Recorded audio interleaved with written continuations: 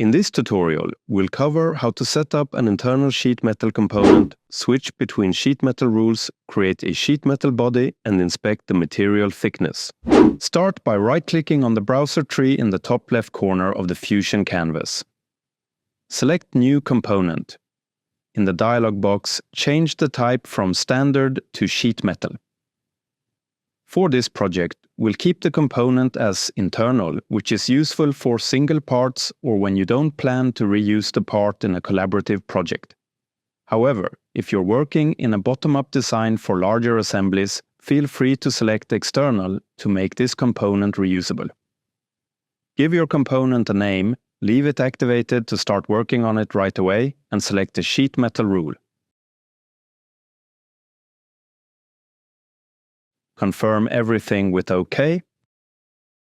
You can quickly change sheet metal rules from the browser tree.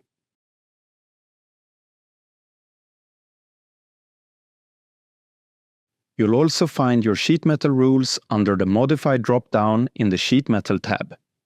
If you're interested in learning more about adding and editing these rules, including details like the K-factor, let me know in the comments.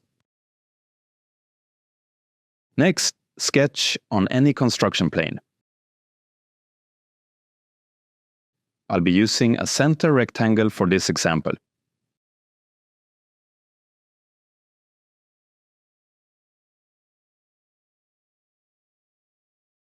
Use the Tab key to easily toggle between input fields and set the dimensions to 100 by 35 mm. Once you're done, click Finish Sketch. Activate the Flange tool from the toolbar under the Sheet Metal tab. Select your sketch profile. You'll notice a range of settings appear, but the default options work great for this project. Remember, our sheet metal rule specifies a thickness of 2.5 mm. You can inspect the body, and you'll see this thickness reflected in the model. If you're finding this helpful, subscribe to the Maker Letters and check out the rest of the playlist to follow along with the project. In the next lesson, we'll cover how to create the bent portion of your iron angle. Thanks for watching.